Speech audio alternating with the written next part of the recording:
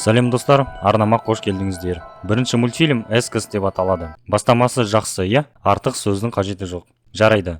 Эсказ бұл стоп моушн анимация. Яғни мультикте шынайы макет қуыршақтар қолданылады. Біз бұрын көргенбіз осыған ұқсас мультфильм, мысалы The Maker деген қоян туралы. Оның бәрін қолмен жасайды, компьютермен емес. Өз басым осыны ерекше бағалаймын. Бұл мультикте сымнан жасалған ет тураушылар туралы айтылады. Оларда аттарымен атамаймыз, өйткені екеуін ажырату мүмкін емес. Бір қарапайым өтіп жатқан күні жігіт тоңазытқыштан қапталған балықты алып шығады. Бір ет тураушы балықтың басын шауып, сөйтіп іске кіріседі. Сонда қандай іс деген сұраққа білмеймін. Екеуі балықтың филе жағын қаптамаға салып реттейді. Соңында оны сату үшін шығар. Кімге сатады? Өздері сияқты темір жаратылыстарға ма? Оларда асқазан жоқ қой. Бұл сұраққа да жауап жоқ. Сол үшін жалғастыра берейік. Бір кезде шатырға бір құс ұшып келеді. Мен оны даже құс емес, птеродактиль деуші едім. Птеродактиль әлемде бәрін ұрлаушы және ұйқы бермеуші. Бір сөзбен оңбағандар. Бір ет тураушы құстың көзін құрту үшін қолына қару алады. Бірақ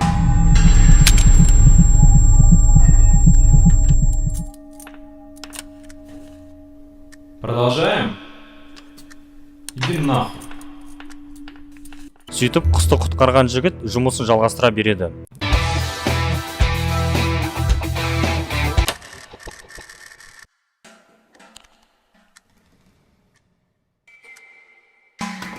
Оппа! Осы кезде ең қызығы басталады. Птеродактиль бөлмеге кіріп келеді, зерттей бастайды. Содан кейін тоңазытқыш есігін табады. Келесі күні жігіттің біреуі келіп, бірдеңе дұрыс еместігін сезеді. Явно біреу болған деп қару алады. Тоңазытқышты ашса, ол жерде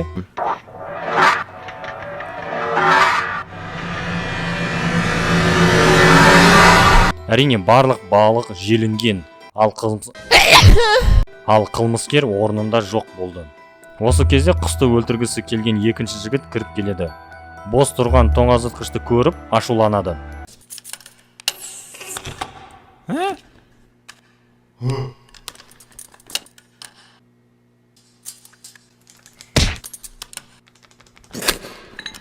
Ары қарай спецэффектімен боевик басталады, бірақ ол ұзаққа созылмады.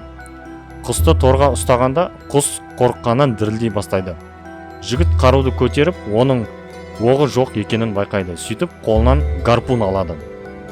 Әлгі құсты құтқарған жігіт осы жолы да оны өлтіруге жол бермейді. Төбелес басталып, алайда жаман жігіт жеңеді. Құсты атайын десе, ол еңкейіп жоғары қарай қаша бастайды. Құстың артынан шығам деген жігіттің салмағынан темір шыдамай құлайды. Артынан пышақ құлап, жігіттің қолын шауып тастайды. Қан атқылап, жігіт есінен танады. Ал құс аман есен қашып кетеді. Жақсы жігіт досының қолын байлап, тұрғызып, екеуі кетіп қалады.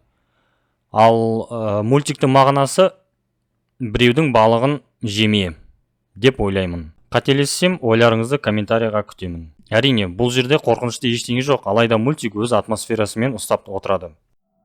Бәлкім сіздер бала кезде ертегі оқыған шығарсыздар. Или ата-аналарыңыз оқып берген шығар. Өйткені қазіргі балалардың 3 жасына қолдарына iPad беріп, YouTube-та мынаны қарайды.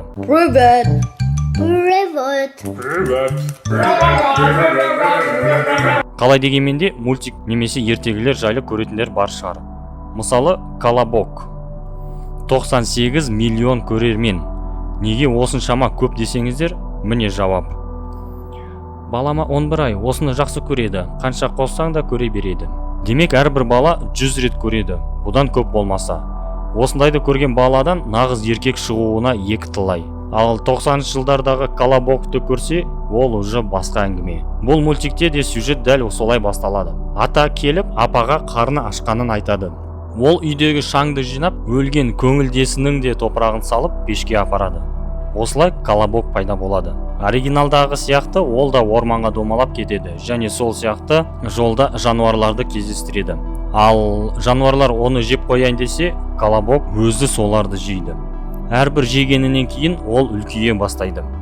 Осы үлкен болып кеткен топ қалаларды да жұта бастайды. Артынша жер шарында. Негізі осымен бітеді. Міне осылай ертегіге деген анимация. Егер мені жас ата-ана қарап отырса, міне осыны өз балаларыңызға көрсетіңіз, нағыз еркек болып өссін десеңіз. Ал келесі красная шапочка немесе қызыл қалпақ, қызыл телпек деген бас киім білмеймін. Неге екені осы ертегінің көптеген мультиктері бар. Негізі 20 ғасырдан бері әйел адамның қоғамдағы орны өзгерді. Красная шапочка деген қыз ақылды, қу және қатыгездеу болып өзгереді. Мысалы 1914 жылғы пьесада ол қасқырдың түрлі сұрақтармен миын ашып жібереді. Ал қасқыр қашып кетеді. Қашып бара жатып ол бұрынғы нәзік балалар қайда деп айғайлайды. Және 1940 жылғы Джеймс Тернер жасаған мультик бойынша ремейкті бүгін көрейік. Бұл жерде қыз қоржынында бәліштер емес, пышақ салып жүреді. Және орманда жалғыз жүруге мүлдем қорықпайды. Сөйтіп үйіне келгенде апасының орнында қорқынышты қасқыр отырады. Бірақ бұл жерде қасқыр қызды жей алмай қалады. Қыз оған пышақты бірнеше рет сұғады. Артынша қыздың бетіне күлкі пайда болып, мультик аяқталады. Және Тернердің пьесасынан алған сөздер пайда болады. Қазір бұрынғыдай кішкентай қыздарды алдай алмайсың. Сөйтіп соңында супер мультик. Өлеңі үшін бірнеше рет қарадым. Аты просто Ред және ол тыныш басталады. Біз әдемі суреттелген орманды көреміз. Және жүгіріп келе жатқан қыз. Содан кейін тығылып тұрған қасқыр атып шығады. Ал қыз сүйкімді етіп көрінгенмен, оның да қолында пышақ болады. Тып-тыныш түрлі түсті басталған мультик кенеттен жануардың өлімімен жестко көрсетеді. Қыз қасқырдың қарын жарып, жағын айырады. Бір кезде қасқырдың ішінен сары шүперек шығады. Қыз мойнындағы медальонды шешіп, ішіндегі фотода апасын көреді. Дәл осы шүперек апасында болған екен. Оның көзі жасқа толып, апасының сары киімін кигенде, ол қасқырдың қан түсіне боялып, қызыл болып кетеді. Соңында қыз апасын сүйреп, жерлеуге кетеді. Қалай достар, ұнады ма? Келесі видеода кездескенше комментарий, лайк қалдырыңыздар. Қазақша YouTube дамысын.